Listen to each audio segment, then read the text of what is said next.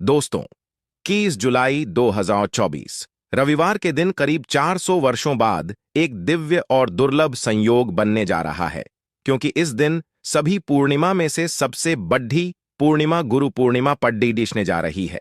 दोस्तों, यह पूर्णिमा रविवार के दिन पड़ रही है, जिस वजह से इस दिन 3 बड़े योगों का निर्माण हो रहा है, जो कि है धन लक्ष्मी योग, अमृत सिद्धि योग और गज केसरी योग। दोस्तों, इन 3 योग के निर्माण की वजह और अगर इस दिन आप चुपचाप किसी को बिना बताए स्वास्थ्य से जुड़ा यह अचूक उपाय कर लेते हैं, तो आपकी सभी समस्याओं का हल संपूर्ण रूप से हो जाएगा। दोस्तों, एक साल में करीब 12 पूर्णिमा पड़ती है और 21 जुलाई को गुरु पूर्णिमा सभी पूर्णिमा में सबसे बड़ी मानी जाती है। इस दिन स्वास्थ्य से जुड़ा यह अचूक उपाय आपकी हर परेशानी को कर देगा, चाहे वह धन को लेकर हो या सेहत या संतान की प्राप्ति को लेकर। इसीलिए दोस्तों, वीडियो को आखिर तक जरूर देखें। और दोस्तों, अगर आप भी अपने जीवन में भगवान श्री हरि विष्णु की कृपा पाना चाहते हैं, तो इस वीडियो को लाइक करके कमेंट में जय श्री हरि जय माम लक्ष्मी लिखना ना भूले। दोस्तों, पूर्णिमा का दिन श्री हरि विष्णु को समर्पित है। इस दिन जगत के पालनहार श्री हरि विष्णु अपनी 4 महीने की योग्य निद्रा से जागते हैं। इसके बाद से ही सभी मांगलिक काम आरंभ हो जाते हैं। इसके अलावा पूर्णिमा भगवान विष्णु को प्रसन्न करने के लिए भी बेहद उत्तम मानी जाती है। इस दिन भगवान विष्णु को प्रसन्न करने के लिए कुछ लोग व्रत रखते हैं और पूजा करते हैं। इस दिन सच्ची श्रद्धा और भक्तिभाव से भगवान विष्णु की पूजा करने से सभी मनोकामना पूर्ण होती है। दोस्तों, स्वास्थ्य अत्यंत प्राचीन काल भारतीय संस्कृति में कल्या का चिन्ह समझा जाता रहा है। इसीलिए कि किसी भी शुभ काम को करने से पहले स्वास्थ्य चिन्ह अंकित करके उसका पूजन किया जाता है। मान्यता है कि ऐसा करने से कामों में सफलता मिलती है, क्योंकि स्वास्थ्य के चिन्ह को शुभता का चिन्ह समझा जाता है। इस तरह स्वास्थ्य का अर्थ अच्छा या मंगल करने वाला ऐसा बताया गया है, मेन वर्णित है। स्वस्तिक सर्वदा रुद्र, अर्थात सभी दिशाओं में सबका कल्याण हो। इस तरह स्वास्थ्य एक शब्द से किसी व्यक्ति या जाति विशेष का नहीं, परंतु संपूर्ण विश्व के कल्याण या वासुदेव की भावना निहित है। किसी भी शुभ काम को करने से पहले गणेश जी का नाम लेते हैं और हिंदू धर्म में स्वास्थ्य को गणेश जी का भी प्रतीक समझा जाता है। वैसे तो किसी भी शुभ काम को पहले स्वास्थ्य बनाकर ही थाली में रखते हैं और पूजा करते हैं, क्योंकि ऐसा करने से में खुशियां बढ़ती हैं। स्वास्थ्य में 4 तरह की रेखाएं होती हैं और इनका आकार भी एक समान ही होता है। रावेद की भाषा में स्वास्थ्य को सूर्य का प्रतीक समझा गया है और उसकी 4 भुजाओं को उपमा दी गई है। पौराणिक मान्यता है कि 4 दिशाओं यानी पूर्व पश्चिम उत्तर दक्षिण की ओर यह 4 भुजाएं इशारा करती हैं, और हिंदू धर्म में इनको 4 वेदों से जोड़कर भी कहा जाता है, यानी ऋग्वेद, यजुर्वेद, अथर्ववेद और सामवेद। स्वास्थ्य की 4 रेखा सृष्टि से रचनाकार भगवान ब्रह्मा के 4 सिरों को दर्शाती हैं और 4 पुरुषार्थ यानी 4 आश्रम, 4 लोग, 4 देवों यानी ब्रह्मा, विष्णु, महेश और गणेश की तुलना भी की गई है। इसके मध्य में जो बिंदु है भगवान विष्णु की नाभि मानी जाती है, जिसमें से भगवान ब्रह्मा प्रकट होते हैं, और स्वास्थ्य की 4 रेखाएं एक घड़ी की में चलती हैं, जो संसार की सही दिशा में चलने का चिन्ह है। यह है दिन घर के मुख्य द्वार पर शुभ मंगल चिन्ह स्वास्थ्य स्वरूप बनाएं। आप चावल और कुमकुम की सहायता से बना सकते हैं, चावल और हल्दी के घोल से बना सकते हैं, या फिर कुमकुम यानी सिंदूर और घी, सिंदूर और तेल मिलाकर के भी बना सकते हैं। ऐसा करने से वास्तु दोष दूर हो जाता है। इससे मनोकामना हो की पूर्ति हो जाती, घर से क्लेश कलह बेचैनी दूर हो जाती है, तंत्र मंत्र क्रिया से भी रक्षा होती है। इसे शुभ काम के पहले अंकित किया जाता है, क्योंकि स्वास्थ्य को मान सम्मान, सफलता और उन्नति का प्रतीक समझा जाता है। स्वास्थ्य हर दिशा से देखने पर एक ही सम्मान लगता है। आपने उल्टा स्वास्थ्य की देखा होगा, परंतु उल्टा स्वास्थ्य के उपाय अलग होते हैं और सीधे स्वास्थ्य के उपाय अलग होते हैं। अगर जीवन बहुत परेशानियां हो तो एकादशी के दिन तांबे या चांदी का स्वास्थ्य प्राण प्रतिष्ठा करवाकर घर की चौखट पर लगवा दो। बाजार से अलग अलग साइज के मिल जाते हैं, उसे लाकर पूजा घर में रखकर पूजा करें। इससे घर में लक्ष्मी का वास हो जाता है। लक्ष्मी प्राप्ति हेतु चांदी का स्वास्थ्य नवरात्रों में भी लगाया जाता है। परंतु सबसे अच्छा है कि सिंदूर और घी या तेल मिलाकर के यह या फिर चावल और हल्दी के घोल से बना दे के मुख्य द्वार पर स्वास्तिक बनाते हैं तो ज्यादा बड़ा मत बनाइए। 9 अंगुल से बड़ा बिल्कुल नहीं होना चाहिए। 3-4 अंगुल का बना यह उत्तम होगा। अगर आपके घर के सामने पेड़ या खंभा है तो वास्तु दोष उत्पन्न होता। ऐसे में वास्तु दोष के प्रभाव को स्वास्तिक रोकता है। स्वास्तिक का चिन्ह देवता को प्रसन्न करने के लिए खासकर बनाया जाता है। एकादशी तिथि पर आप थाली में या चौकी पर स्वास्तिक बनाकर उस पर मूर्ति करते हैं तो देवता प्रसन्न हो जाते हैं। आप चाहे तो घर के मंदिर में इष्ट देवता के पास स्वास्तिक का चिन्ह रख सकते हैं। तो दोस्तों, स्वास्तिक के कौन कौन से उपाय घर में लाते हैं, धन प्राप्ति कराते हैं, जानते हैं इस वीडियो में। परंतु दोस्तों, उससे पहले आपसे रिक्वेस्ट करते कि वीडियो को लाइक जरूर करिएगा, दोस्तों को शेयर कर दीजिएगा, और अगर अभी तक आपने चैनल को सब्सक्राइब नहीं किया है तो चैनल को सब्सक्राइब करके बेल जरूर दबाइए। दोस्तों, इस एकादशी पर मुख्य द्वार की दहलीज के दोनों तरफ स्वास्तिक का चिन्ह बनाकर उसकी पूजा करें। स्वास्तिक पर चावल की ढेरी बनाएं और एक एक सुपारी रख दें तो ऐसा करने से अपार धन की प्राप्ति होती है, कामों में सफलता मिलती है। इस एकादशी के दिन नहाने के पानी में तुलसी का पत्ता या बेलपत्र डालकर नहाई। यह स्नान के जल में जब आप बेलपत्र डाल देते हैं तो सभी तीर्थ स्थानों में स्नान करने सम्मान पुण्य फल आपको हासिल हो जाते हैं। आप चाहे तो मैं कुशाघास भी डालकर नहा सकते हैं। एकादशी पर भगवान श्री हरि विष्णु जी के साथ ही माहौल लक्ष्मी और भगवान शिवा की पूजा करें। इस दिन इनके संयुक्त पूजन से आपके जीवन की सारी परेशानियां समाप्त हो जाती हैं। इस दिन आप अपने घर के पूजा स्थान पर एक में कुमकुम से स्वास्तिक बना ले। स्वास्तिक के ऊपर थोड़े से अक्षत और एक सुपारी रख दे। इसे 21 दिन तक वही रहने दे। बाद में सुपारी को उठाकर की मूर्ति के पास रख दे। 2 दिन तक यह बने रहने से आपके जीवन में कभी धन न की कभी कमी नहीं होती। इस एकादशी पर आप यह उपाय कर लेंगे तो लंबे समय तक यह आपको लाभ देता रहेगा। पितरों की कृपा पाने के लिए भी स्वास्तिक काम आता है। इसके लिए स्वास्तिक का चिन्ह घर के मुख्य द्वार के गोबर से बनाना चाहिए। इससे घर की सुख शांति बनी रहती है, पितरों की कृपा बरसती है।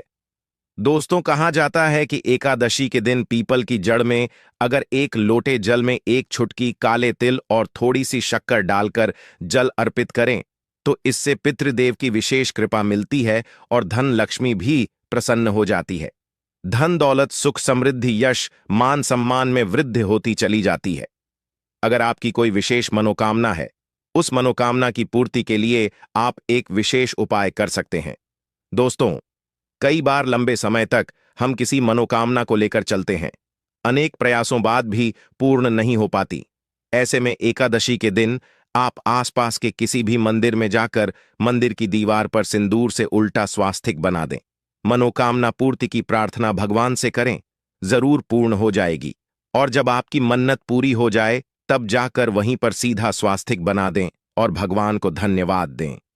इस एकादशी पर भगवान श्री हरि की पूजा करेंगे तो उन्हें 2 हल्दी की गांठें जरूर अर्पित की और बाद में हल्दी की गांठ को पीले कपड़े में लपेटकर तिजोरी में रख दें। आपने पहले भी हल्दी की गांठें रखी हो है तो उसको ही पूजक वापस रख दे। दोस्तों, एकादशी पर विष्णु जी की पूजा में उन्हें केसर कमल का पुष्प के लिए गेंदे का फूल अर्पित करें। जिस थाल को आप गन्ने से बजाएंगे उस थाल में भी सिंदूर से एक स्वास्तिक का चिन्ह जरूर बना लें। उस स्वास्तिक के दोनों तरफ 2 खड़ी रेखाएं भी बनाएं। फिर उस थाली को हुए प्रभु को जगाए मंगलाचार कीजिए। यह स्वास्तिक का चिन्ह आपके जीवन की सारी परेशानी को दूर करेगा, जीवन में खुशी। इस एकादशी के दिन विशेष मंत्र का जाप जरूर करें। आप मंत्र का जाप कर सकते हैं या फिर विष्णु जी के महामंत्र ओम नमो भगवते वासुदेवाय का, इसमें से किसी भी एक मंत्र का जाप कर सकते हैं। जो भी मंत्र आसान लगे उसका जाप कर ले।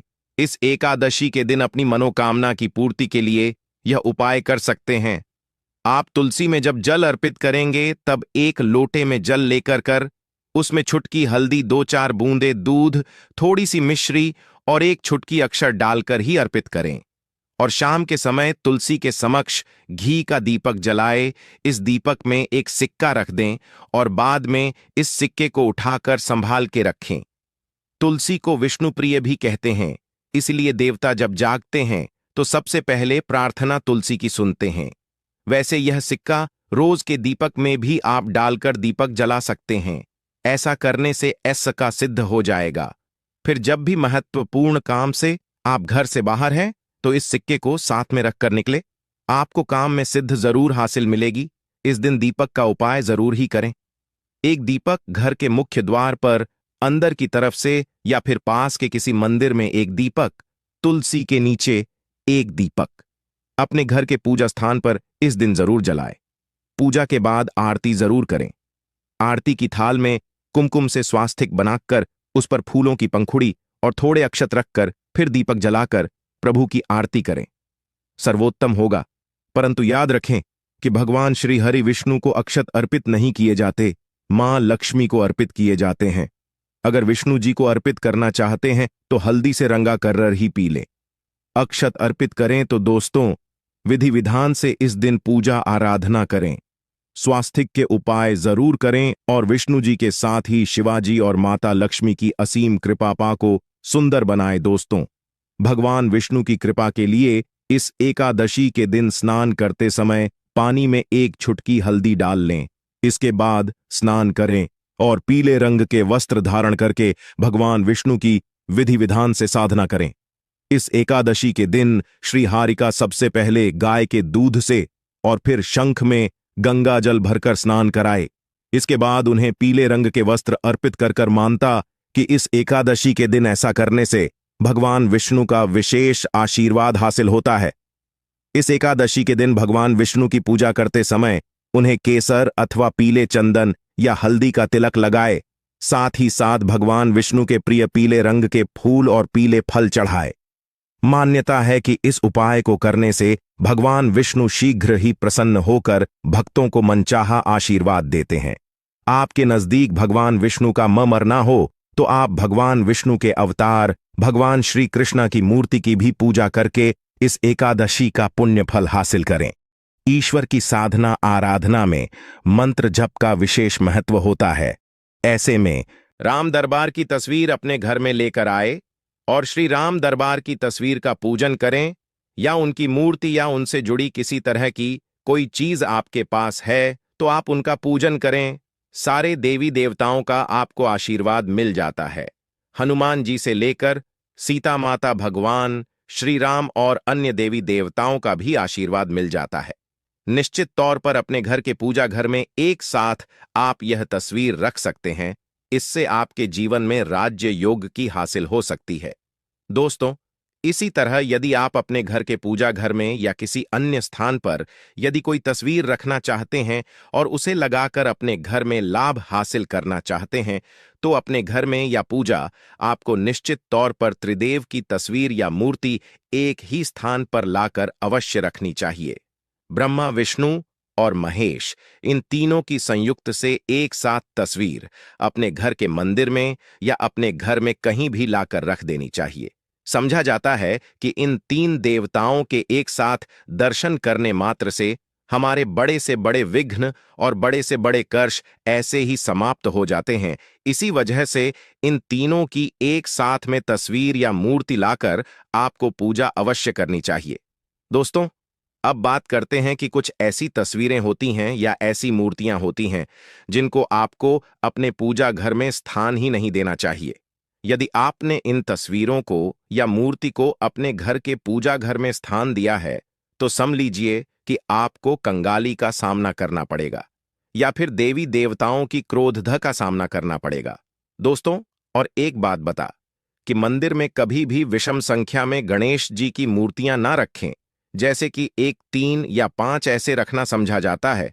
2 मूर्तियों को एक साथ रखना शुभ समझा गया है। यदि आप सिर्फ गणेश जी की मूर्ति रखते हैं तो इसके अलावा किसी भी तरह की मूर्ति आपको नहीं रखनी चाहिए। दोस्तों, स्थापित करते वक्त ध्यान दें कि गणेश जी का चेहरा सदैव घर के मुख्य दरवाज की तरफ होना चाहिए। ताकि आपको अच्छे और सच्चे धन लाभ की हासिल हो। और इस बात का ध्यान रखें कि घर में अंगूठे से बड़े आकार का शिवलिंग आपको भूलकर भी नहीं रखना चाहिए। सदैव एक छोटा सा शिवलिंग रखें और इससे ज्यादा शिवलिंग नहीं रखने चाहिए।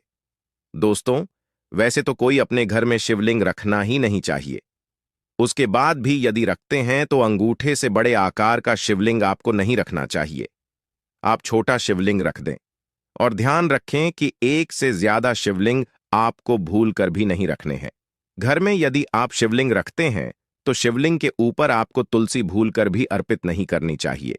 यदि आपने शिवलिंग रख लिया है और उस पर तुलसी अर्पण कर दी तो देवी देवताओं के का आपको सामना करना पड़ेगा। दोस्तों, मंदिर में यदि आप जी की तस्वीर रखना चाहते हैं, आप हनुमान जी के अनन्य भक्त हैं, तो बैठे हुए हनुमान जी की मूर्ति ही रखें। उन्हें शिवा का 11 रुद्र अवतार समझा जाता है, इसलिए उनकी भी शिवलिंग की तरह ही मूर्ति रखें। साथ ही जो पति पत्नी होते हैं, नए वैवाहिक जीवन की शुरुआत करते हैं, तो हनुमान जी की मूर्ति या तस्वीर को अपने कमरे में, अपने बेडरूम में आपको भूलकर भी नहीं रखनी चाहिए। अन्यथा इससे जीवन कई तरह के दोषों का सामना करना पड़ता है। दोस्तों, हनुमान जी ब्रह्मचारी हैं, तो इस आपको अवश्य ध्यान रखना चाहिए।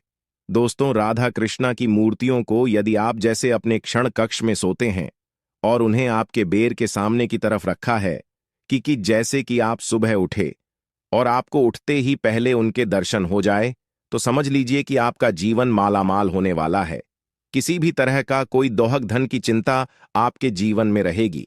दोस्तों, इसी तरह यदि माता दुर्गा की तस्वीर आप अपने घर में लेकर आना चाहते हैं और चाहते हैं कि माता दुर्गा की तस्वीर के माध्यम से आप जीवन में समृद्धि देखें, तो दोस्तों, भूलकर भी आपको माता दुर्गा की क्रोधित अवस्था की तस्वीर, जैसे कि महाकाली की तस्वीर या फिर महिषासुर का वध करते हुए या क्रोधित अवस्था में माता लक्ष्मी की माता दुर्गा की तस्वीर लाकर आपको उनकी पूजा नहीं करनी चाहिए।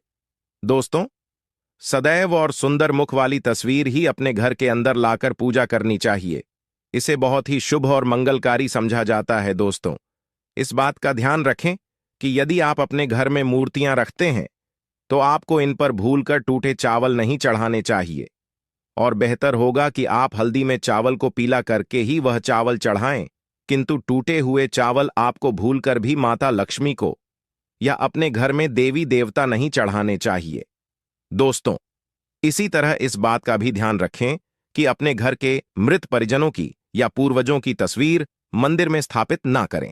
ऐसा करना अशुभ समझा जाता है, और यदि आप ऐसा लगातार कर रहे हैं तो निश्चित तौर पर आपके परिवार के ऊपर दोष लग सकता है। पितरों का भी दोष सकता है। पितरों की पूजा एक अलग स्थान पर की जाती है, घर के मंदिर में उनको स्थापित नहीं किया जाता है। दोस्तों, इसी तरह भगवान भैरव की तस्वीर या भगवान शनिदेव की, राहु केतु की, इस तरह की तस्वीरें अपने घर में नहीं लेनी चाहिए। प्रतीकात्मक रूप से आप घर के पानी रखने के स्थान पर उनकी पूजा कर सकते हैं, क्योंकि इनकी साधना तंत्र मंत्र और खास पद्धति से की जाती है। घर के अंदर आप ऐसे ही इनका पूजा पाठ नहीं कर सकते। तो दोस्तों,